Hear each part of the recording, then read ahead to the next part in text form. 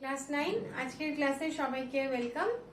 আজকে আমরা পরিমাপ চ্যাপ্টার থেকে কোশ্চেন আনসার আলোচনা করব। এর আগের ক্লাসেও কিছু কোশ্চেন আনসার আলোচনা করেছি। যত প্রশ্ন উত্তর করব আমরা তত আমাদের ধারণাটা পরিষ্কার হবে। তো আজকের ক্লাসের প্রথম প্রশ্ন, বল ইকুয়াল টু কে ইন্টু বেগ। ঠিক আছে, এরকম একটা সমীকরণ দেওয়া আছে। নির্ণয় করতে হবে কে এর মাত্রা। নির্ণয় করো কে এর মাত্রা। তো এর জন্য আমরা কি করব? এর জন্য এই সমীকরণ থেকে দেখতে পাচ্ছি যে বল ইকুয়াল টু কে ইন্টু বেগ।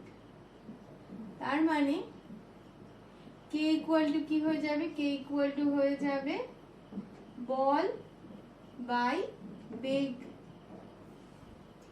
এবার আমরা এদের মাত্রা নির্ণয় করব, তাতে আমরা কে এর মাত্রা পেয়ে যাব। বল ইকুয়াল টু আমরা বহুবার নির্ণয় করেছি। বল ইকুয়াল টু হচ্ছে ভর ইন্টু ত্বরণ। এবার এর মাত্রা যদি আমরা লিখি তাহলে কি পাবো? ভরের জন্য m, ত্বরণের জন্য l, নিচে t স্কয়ার। অর্থাৎ এর জন্য আমি পাবো ml t মাইনাস 2। এই হয়ে গেল বলের মাত্রা। এবার বেগের ক্ষেত্রে কি হয়ে যাবে? বেগের ক্ষেত্রে ত্বরণ হচ্ছে বেগের পরিবর্তনের হার বা বেগ বাই সময়ের স্কয়ার, দৈর্ঘ্য বাই বেগ। তাহলে কি হয়ে যাবে? অতিক্রান্ত দূরত্ব বাই সময়। অতিক্রান্ত দূরত্ব বাই সময়। এটা করলে আমরা কি পাবো? অতিক্রান্ত দূরত্বের জন্য l, সময়ের জন্য t, অর্থাৎ আমরা পেলাম l t মাইনাস 1। এই পেলাম।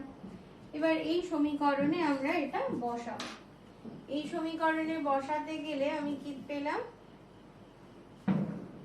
বলের জন্য পেয়েছি m l t মাইনাস 2, আর বেগের জন্য পেয়েছি l t minus 1।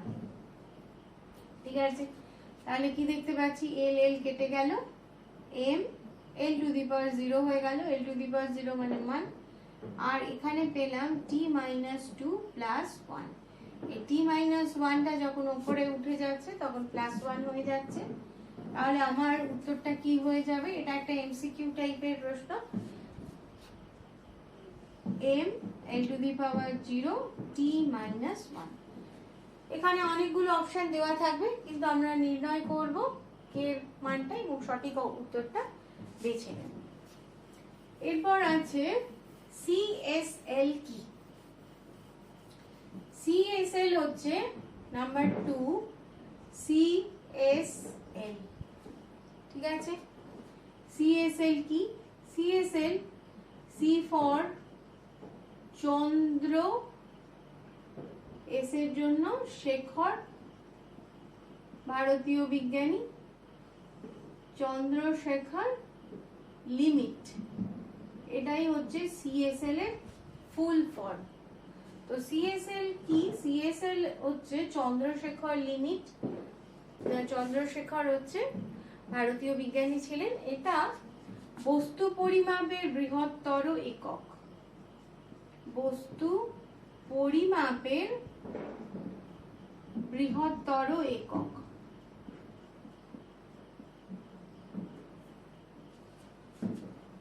Largest practical mass unit.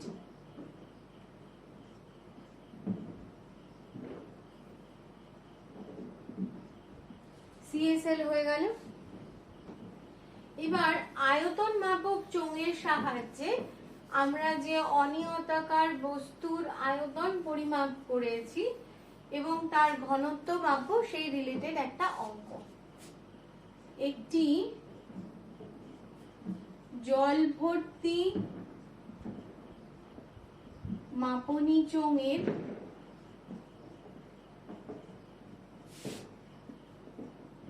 প্রাথমিক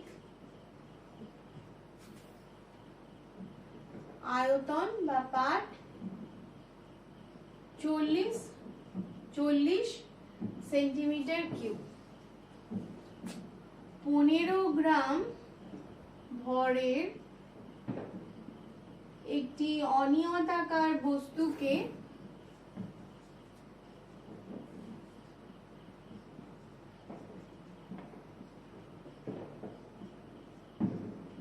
নিমজ্জিত করলে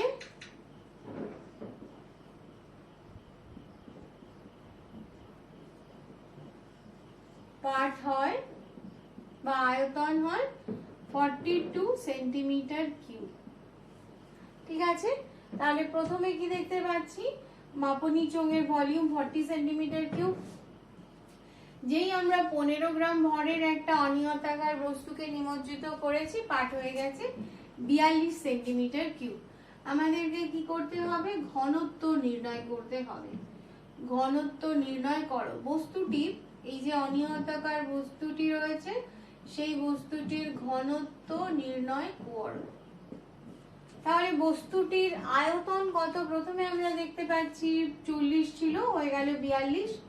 তাহলে অনিয়তাকার বস্তুটির আয়তন, এটা বলা আছে যে এসআই পদ্ধতিতে নির্ণয় করতে বলেছে। তো প্রথমে কি দেখতে পাচ্ছি, অনিয়তাকার বস্তুটির আয়তন কত হয়ে গেল, 42 minus 40 centimetre cube equal to 2 centimetre cube. ঠিক আছে, আমাদেরকে কি করতে হবে, এসআই পদ্ধতিতে নির্ণয় করতে হবে। তো একে আমরা এসআই ইউনিটে নিয়ে যাব। এসআই ইউনিটে নিয়ে যাওয়ার জন্য, যাতে কোনো কনফিউশন না থাকে, সেন্টিমিটার কিউব মানে 3টে সেন্টিমিটার আছে। সেন্টিমিটার থেকে মিটারে কনভার্ট করব, তাহলে 10 to the power -2 metre into 10 to the power -2 metre into 10 to the power -2 metre. তাহলে আমরা কি পেলাম, 2 into 10 to the power -6 metre cube. যদি আমরা সেন্টিমিটারকে মিটারে কনভার্ট করি, তাহলে আমরা এটা পেলাম। এরপরে আমরা যেটা দেখতে পাচ্ছি, সেটা হচ্ছে এর ভর আছে কত, 15 গ্রাম। তো ভরকেও আমরা কনভার্ট করব, 15 গ্রাম থেকে নিয়ে যাব কেজিতে, তাহলে 15 into 10 to the power -3 KG. ঘনত্ব ইকুয়াল টু কি জানি আমরা, ঘনত্ব D equal to M by V, ভর বাই আয়তন, সেটাই হচ্ছে ঘনত্ব। তো ভর বাই আয়তন, ভর কত পেয়েছি, 15 into 10 to the power -3 K G. আর আয়তন কত পেয়েছি আমরা, আয়তন পেয়েছি 2 into 10 to the power -6 metre cube. S I পদ্ধতিতে বলেছে, তাই আমাকে রূপান্তর করতেই হলো। এবার 2 দিয়ে যদি 15কে কাটি, পেলাম 7.5 into 10 to the power -3 plus 6, unit হয়ে যাবে KG per metre cube. KG per metre cube. এখানে -3 প্লাস 6 করলে আমরা পেলাম 7.5 into 10 to the power 3। Unit লিখতে তোমরা কখনোই ভুলবে না, এই অভ্যাসটা করে নেবে। কেজি পার মিটার কিউবও লিখতে পারি, কেজি মিটার -3ও লিখতে পারি। তো এই অঙ্কটা হয়ে গেল। নেক্সট প্রশ্ন আছে, এই রকমই একটা প্রশ্ন, ছবি দিয়ে দিয়েছে। তোমাদেরকে ছবি দেখে বুঝতে হবে যে ঘনত্ব নির্ণয় করারই অঙ্ক, এবং আয়তন মাপক চোঙের সাহায্যেই করা হয়েছে। তো এরকম একটা ছবি দেওয়া আছে, এটা একটা আয়তন মাপক চোঙ, ছবি নাম্বার এ। প্রথমে বস্তু নিমজ্জিত না অবস্থায় এই পাটটা হচ্ছে 40 সেন্টিমিটার কিউব। তারপরে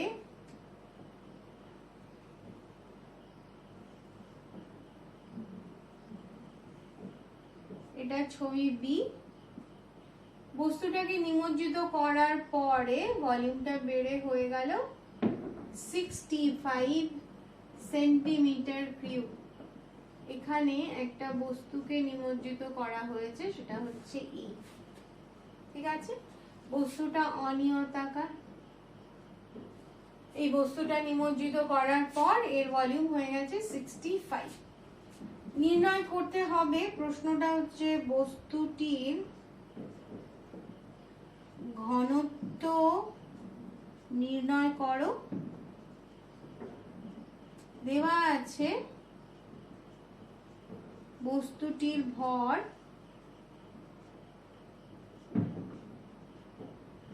200 গ্রাম।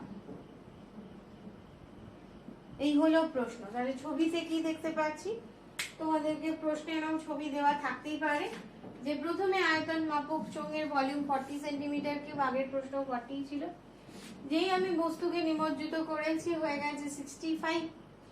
এবার কি দেখতে পাচ্ছি, বলা আছে যে এর ভরটা 200 গ্রাম, আমাকে নির্ণয় করতে হবে এর ঘনত্ব কত। তাহলে প্রথমে আয়তন কত পেলাম, আয়তন যেটা পেলাম সেটা হচ্ছে 65 মাইনাস 40। এখানে এসআই পদ্ধতির কথা বলা নেই, তাই আমরা সেন্টিমিটার কিউব অর্থাৎ সিজিএস পদ্ধতিতেই নির্ণয় করব। ভলিউম পেয়ে গেলাম 25 সেন্টিমিটার কিউব। ভর বলা আছে 200 গ্রাম, তাহলে এর ঘনত্ব হয়ে যাবে, ঘনত্ব D equal to M by V. এই করলে আমরা কত পেয়ে গেলাম, এম হচ্ছে 200 আর ভি 25 দিয়ে 200 কে ভাগ করলে আমরা পাবো 8। তাহলে এর ইউনিট হয়ে গেল 8 গ্রাম পার সেন্টিমিটার কিউব। এই হলো আরেকটা প্রশ্ন, এটা মুছে দিচ্ছি। এবার যেটা করব সেটা একটা বইয়ের বেগ কি করে আমরা নির্ণয় করব স্কেলের সাহায্যে, সেই ধারণাটাকে কাজে লাগিয়ে একটা অঙ্ক করব। প্রশ্নে কি বলা আছে যে তোমার ভৌতবিজ্ঞান বইয়ের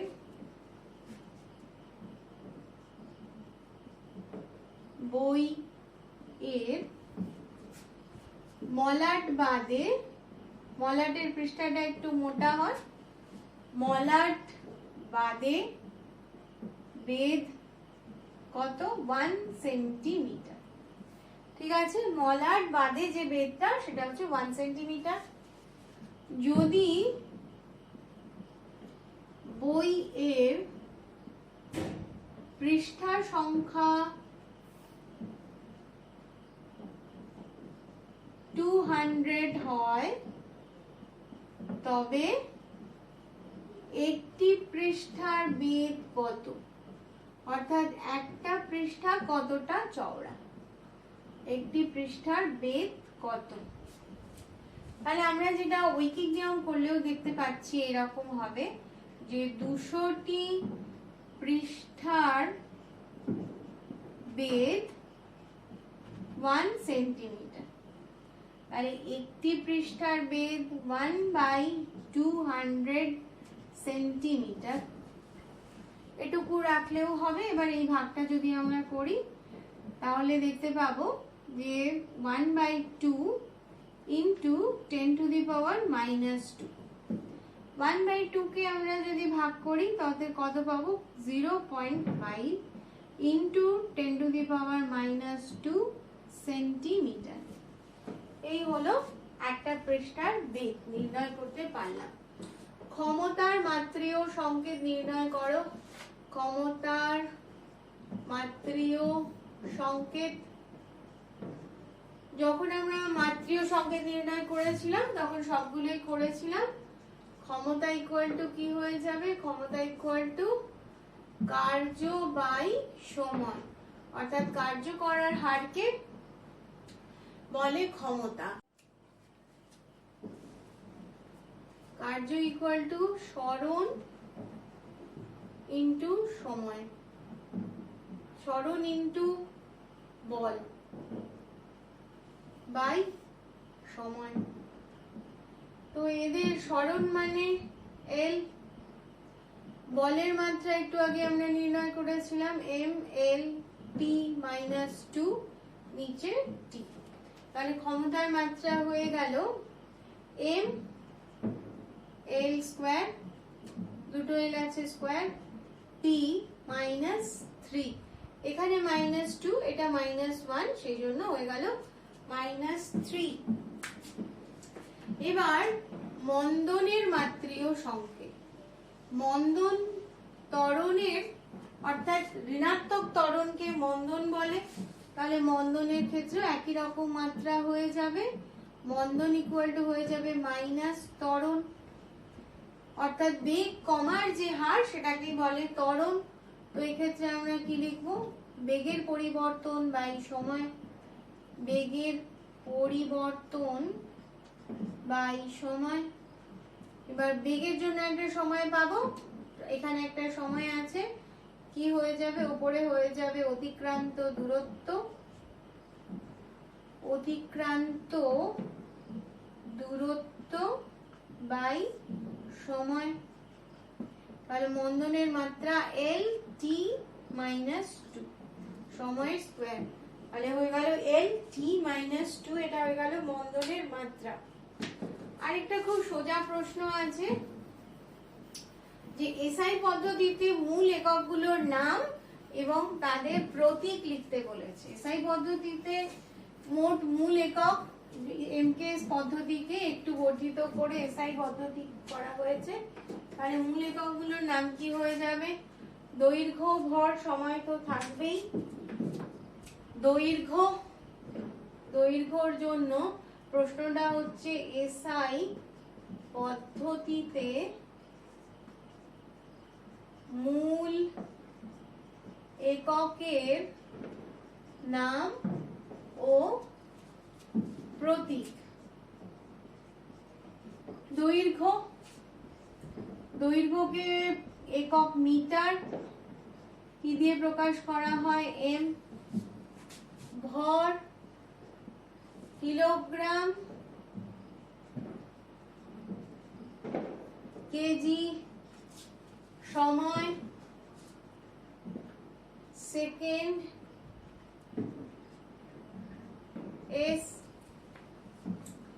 আর কি আছে, তড়িৎ প্রবাহ মাত্রা, তড়িৎ প্রবাহ মাত্রা, এর একক হচ্ছে অ্যাম্পিয়ার, এর এককটা অ্যাম্পিয়ার, এ দিয়ে প্রকাশ করা হয়। এরপর আছে দীপন প্রাবল্য, দীপন